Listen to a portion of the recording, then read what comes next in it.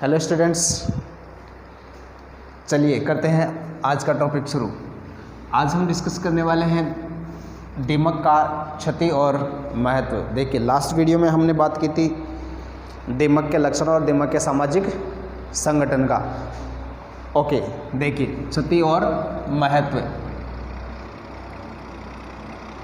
क्षति एवं महत्व।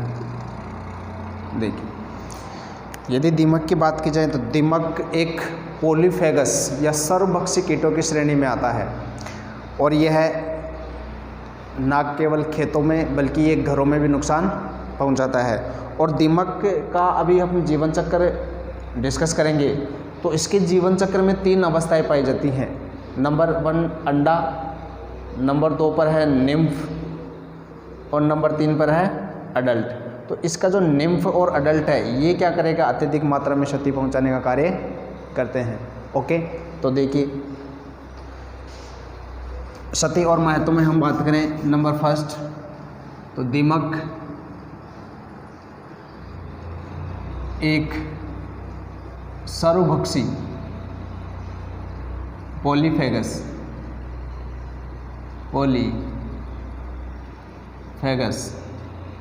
कीट है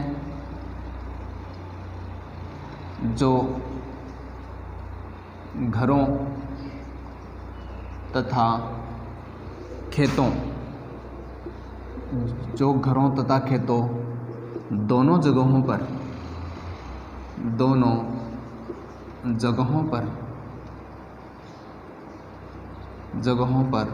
नुकसान पहुंचाता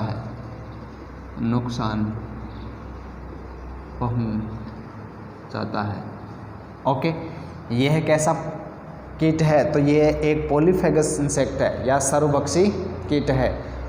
नेक्स्ट हम बात करें कि खेतों में ये कैसे नुकसान पहुंचाता है और घरों में किस तरह से नुकसान पहुंचाता है। तो यदि खेतों की बात की जाए तो ये नए रोपे गए पौधों तथा पौधशालाओं को ये क्या करेगा, नष्ट करेगा। और घरों में किस तरह से, तो घरों में जैसे लकड़ी के फर्नीचर हुए, कागज़, कपड़े आदि को ये खाकर क्या कर सकता है, नष्ट कर सकता है। तो ये घरों में भी नुकसान पहुंचाता है, ये तो खेतों में भी नुकसान पहुंचाता है।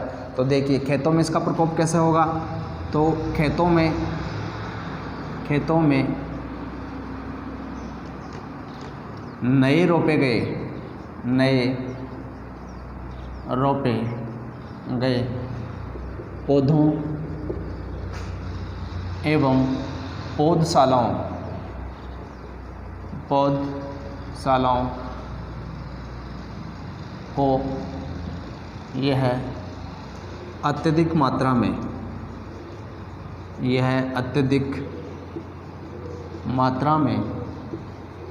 नुकसान पहुंचाता है।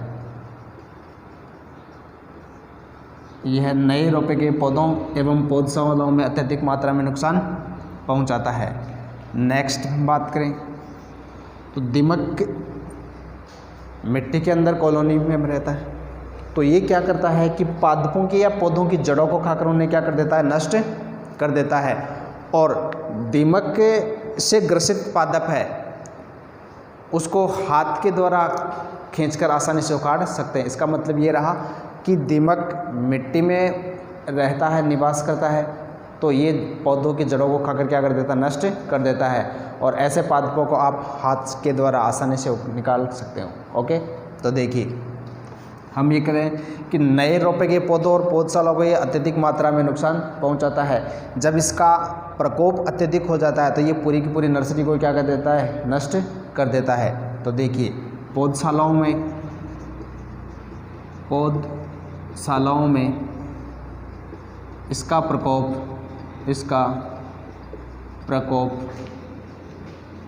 अधिक होने पर यह पौधशालाओं में 100% हानि करता है। ओके, यदि इसका प्रकोप अधिक हो जाए तो पूरी की पूरी पौधशाला क्या हो जाती है, नष्ट हो जाती है। नेक्स्ट सीधी बात करें तो दीमक मिट्टी में निवास करती है तथा यह पौधों की जड़ों को खाकर उन्हें नष्ट कर देती है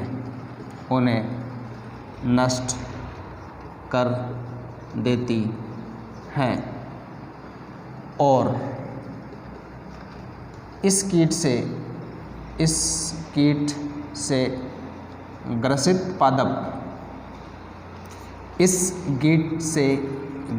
पादप को हाथ के द्वारा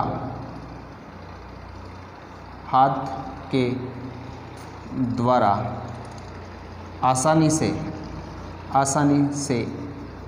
खींचकर उखाड़ा जा सकता है।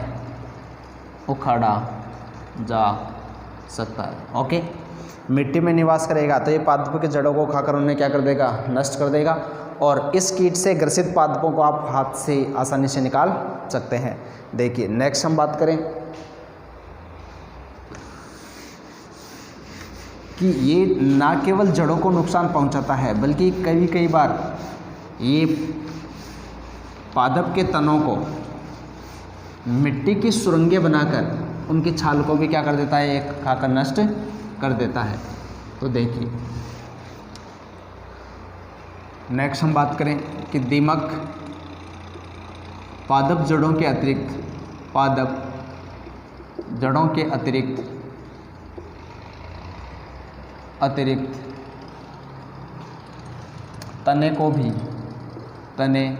तनों को भी नुकसान पहुंचाता है।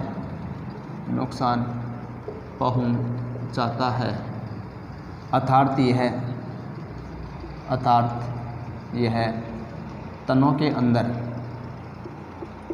यह तनों के अंदर मिट्टी की सुरंगें बनाकर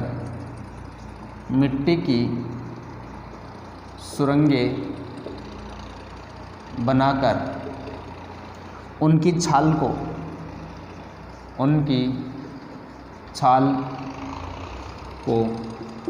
खाकर नष्ट कर देता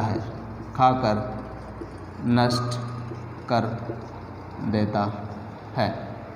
ओके, तो ये तनों को किस तरह से नष्ट करेगा, तो तनों के अंदर ये मिट्टी की सुरंगें बनाकर उन छाल को क्या कर देगा, खाकर ये नष्ट कर देगा। और क्या खास बात होती है, तो देखिए वैसे यदि बात की जाए तो दीमक लगभग पूरे वर्ष सक्रिय रहता है, लेकिन यह बरसात के मौसम में, बारिश के मौसम में इसका प्रकोप थोड़ा सा कम हो जाता है। क्या मतलब रहा कि पूरे वर्ष सक्रिय रहता है, लेकिन बारिश के समय या बरसात के दौरान इसका प्रभाव थोड़ा कम हो जाता है। तो देखिए दीमक सामान्यतया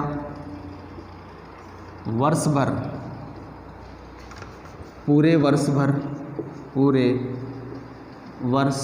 भर सक्रिय रहता है,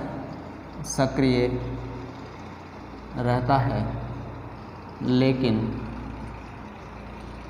वर्षा ऋतु में इसका प्रकोप कम हो जाता है। ओके, सामान्यतः तो पूरे वर्ष सक्रिय रहता है, लेकिन वर्षा ऋतु में इसका प्रकोप थोड़ा कम हो जाता है। इसके अलावा और क्या खास बात है, तो देखिए दीमक का प्रकोप बंजर भूमि या फिर सिंचित क्षेत्र के अतिरिक्त जो असिंचित क्षेत्र है, तो उस असिंचित भूमि में या असिंचित क्षेत्र में दीमक का प्रकोप अत्यधिक मात्रा में होता है। क्या मतलब रहा कि सिंचित क्षेत्र के बजाय असिंचित क्षेत्रों में इसका प्रकोप अधिक देखने को मिलता है। तो देखिए नेक्स्ट बंजर भूमि या हम बात करें कि सिंचित क्षेत्रों की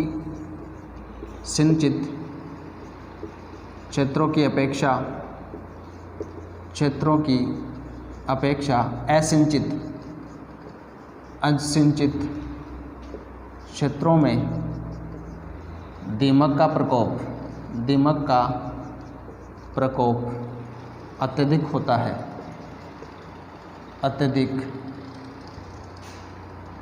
है। सिंचित क्षेत्रों की अपेक्षा असिंचित क्षेत्रों में इसका प्रकोप अत्यधिक मात्रा में होता है। ओके, तो ये थे इसके कुछ क्षति और महत्व। नेक्स्ट हम डिस्कस करते हैं इसके जीवन चक्र को लेकर।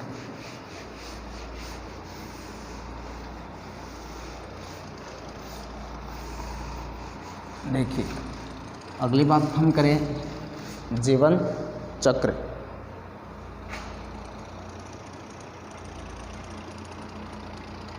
जीवन चक्र, लाइफ साइकिल।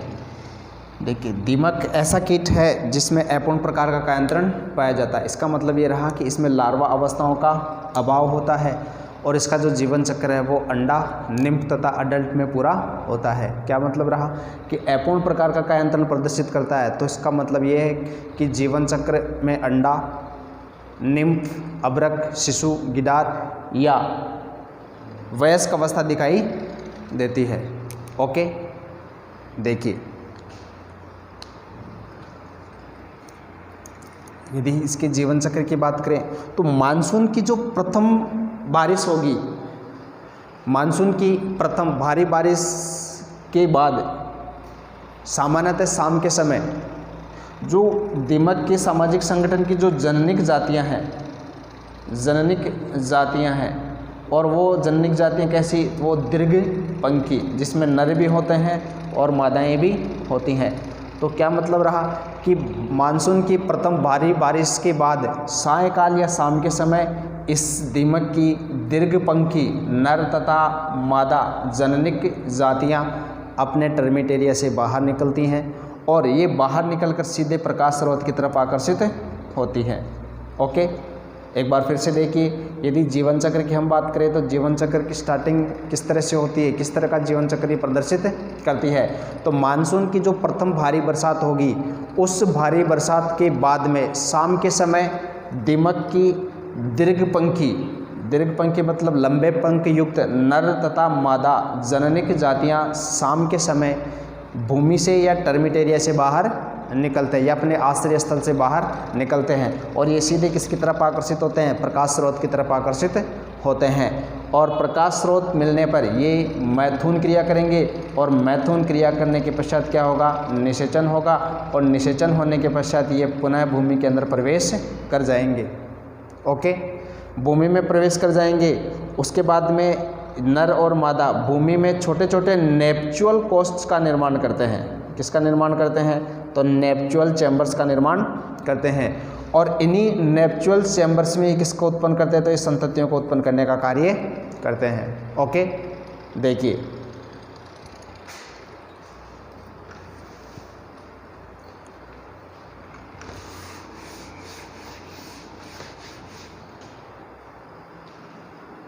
मानसून की प्रथम भारी बरसात के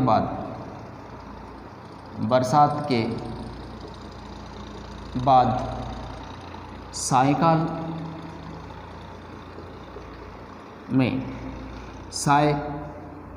में दीमक के दीर्घपंखी नर तथा मादा जननिक प्रजातियां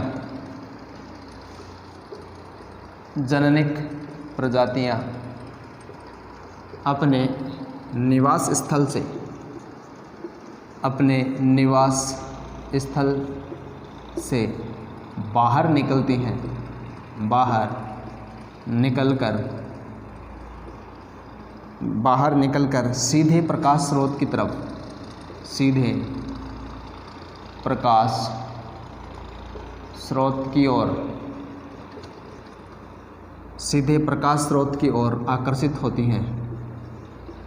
आकर्षित होती हैं। ओके, मानसून की प्रथम भारी बारिश के शाम के समय इनकी जनिक जातियाँ नर और मादा जो कि कैसे होते हैं, दीर्घपंखीय होते हैं, वो भूमि से बाहर निकलते हैं, अपने टर्मिट एरिया से या अपने आश्रय स्थल से या अपने आवास स्थल से बाहर निकलते हैं और ये सीधे किसकी तरफ आकर्षित होते हैं, तो सीधे प्रकाश स्रोत की तरफ आकर्षित होते हैं। क्या होगा आगे, तो देखिए प्रकाश स्रोत या प्रकाश की उपस्थिति, प्रकाश स्रोत से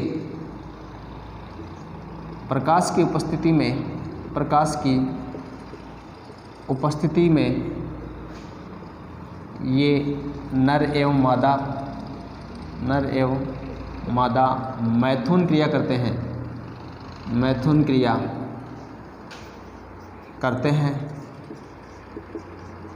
एवं निषेचन होने के पश्चात दोनों पुनः भूमि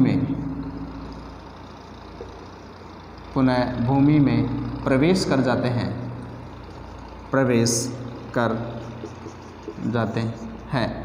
ओके, प्रकाश स्रोत की तरफ आकर्षित होंगे, मैथुन क्रिया होगी और निषेचन के पश्चात ही पुनः भूमि में प्रवेश कर जाएंगे।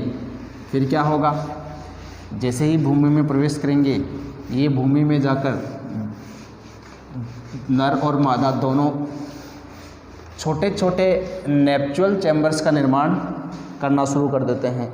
तो देखिए नेक्स्ट हम बात करें कि भूमि में प्रवेश करने के पश्चात भूमि में प्रवेश करने के पश्चात नर और मादा के द्वारा, नर एवं मादा के द्वारा छोटे छोटे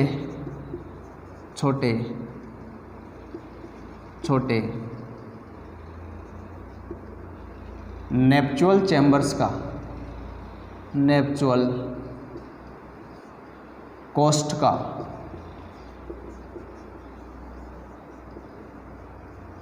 नेपचुअल चैम्बर्स का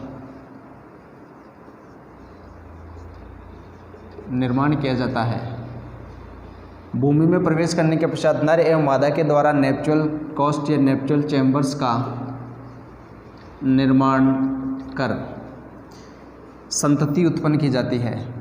संतति उत्पन्न की जाती है एवं उनकी नियमित देखभाल भी की जाती है। ओके, निषेचन के पश्चात न केवल ये संतति उत्पन्न करेंगी बल्कि नेपचुअल कोर्ट्स में उनकी प्रॉपर देखभाल भी करते हैं। ओके, उसके बाद में क्या होगा कि जैसे ही कॉलोनी के अंदर श्रमिक सदस्यों की संख्या पर्याप्त मात्रा में हो जाएगी, श्रमिक सदस्यों की संख्या पर्याप्त मात्रा में होने के बाद में जो श्रमिक है वो इस राजा और रानी, नर और मादा की सही तरीके से क्या करना शुरू कर देंगे, सेवा करना शुरू कर देंगे। तो देखिए नेक्स्ट हम बात करें कि कॉलोनी या निवाह में श्रमिकों की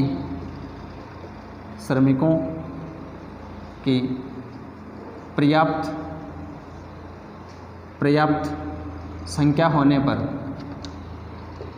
संख्या होने पर इनके द्वारा राजा और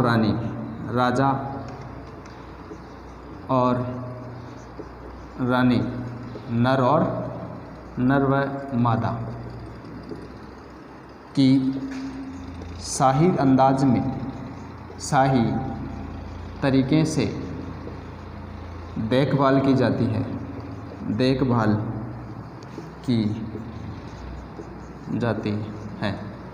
ओके, देखिए ये कुछ सामान्य बात जीवन काल की।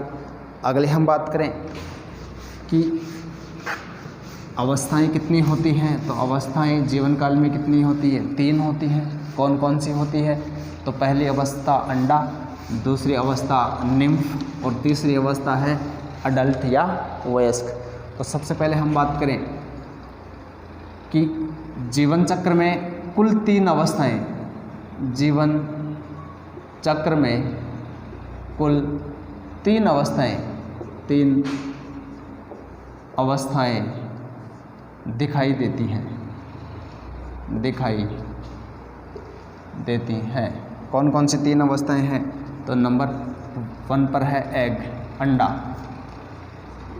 नंबर 1 पर है अंडा।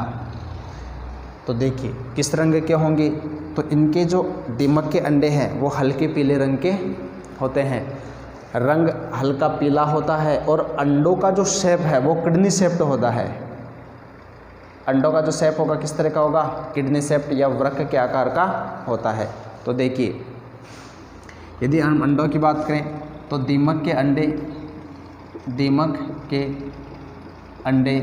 हल्के पीले रंग के होते हैं तथा ये वृक्काकार आकृति के होते हैं। वृक्काकार आकृति, किडनी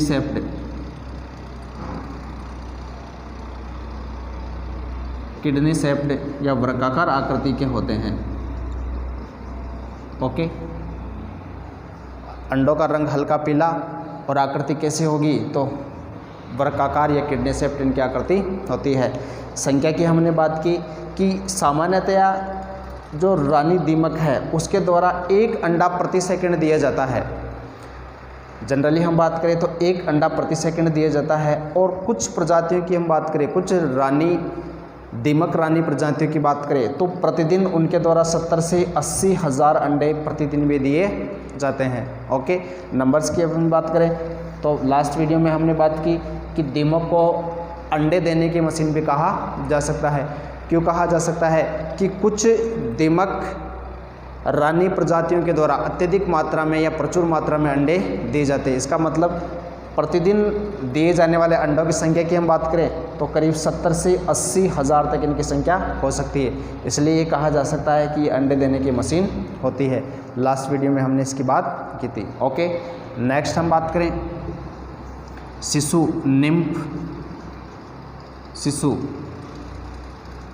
निम्फ या और अडल्ट, वयस्क। देखिए अंडों से ग्रीष्म ऋतु में, ग्रीष्म काल में करीब 1 सप्ताह में, 1 वीक में क्या निकलना शुरू कर देंगे? तो निम्फ निकलना शुरू कर देते हैं। ओके, ग्रीष्म ऋतु में 1 सप्ताह के दौरान, 1 सप्ताह के बाद में अंडों से निम्फ निकलना शुरू कर देते हैं। और इस निम्फ से करीब 6 महीने में किसका निर्माण हो जाता है? श्रमिक और सैनिकों का निर्माण हो जाता है। 6 मंथ में तो श्रमिक और सैनिकों का निर्माण हो जाता है। और करीब 1 से 2 वर्ष बाद में किसका निर्माण हो जाता है? तो ये जननिक जातियों का निर्माण होना शुरू हो जाता है। क्या मतलब रहा? वापस से देखिए, हम बात कर रहे हैं शिशु, निम्फ या अडल्ट।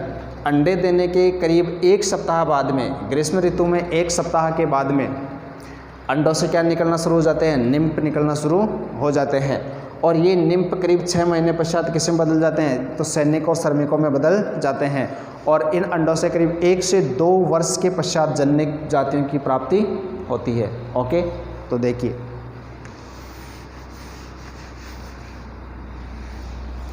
ऊपर देखते हैं हम,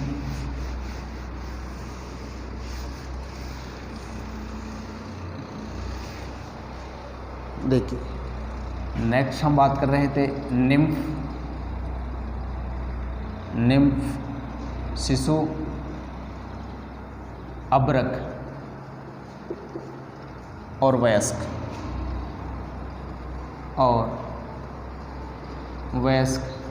अडल्ट।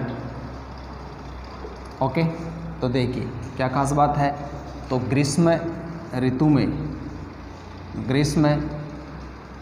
में करीब 1 सप्ताह पश्चात, करीब 1 सप्ताह पश्चात निम्फ अंडों से करीब 1 सप्ताह पश्चात अंडों से निम्फ निकलना शुरू हो जाते हैं, निकलना शुरू हो जाते हैं, शुरू हो जाते हैं। ओके, तो देखिए क्या होगा, एग और करीब एक वीक के पश्चात क्या निकलेंगे, निम्फ। ओके, निम्फ निकलना शुरू कर देंगे और इस निम्फ से करीब 6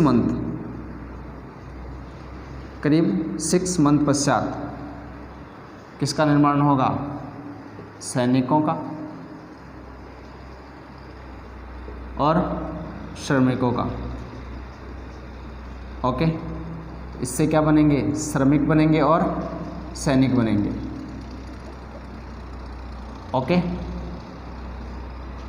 अंडे से 1 सप्ताह पश्चात निम्फ और निम्फ में 6 मंथ पश्चात श्रमिक और सैनिक बनेंगे और करीब 1 से 2 वर्ष 1 to 2 ईयर इनसे क्या निकलने शुरू कर, इनसे किसका निर्माण होगा, तो इससे जननिक जातियों का, किसका, जननिक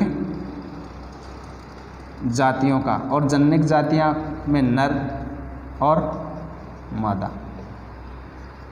ओके, तो देखिए हमने ये कहा कि निम्फ, शिशु, अबरक और वयस्क अडल्ट कैसे प्राप्ति होगी, तो ग्रीष्म ऋतु में करीब 1 सप्ताह पश्चात अंडों से क्या निकलना शुरू हो जाएगा, तो 1 वीक बाद अंडों से निम्फ निकलने शुरू हो जाते हैं और निम्फ 6 महीने में श्रमिक और सैनिकों में बदल जाते हैं और जननिक जातियों की प्राप्ति करीब 1 से 2 वर्ष में होती है। ओके, तो इस प्रकार सामाजिक संगठन में श्रमिक, सैनिक, नर और मादा की प्राप्ति होती है। ओके, देखिए ये था दीमक का जीवन चक्र। अगले वीडियो में हम बात करेंगे दीमक का प्रबंधन। तब तक के लिए goodbye, thanks a lot.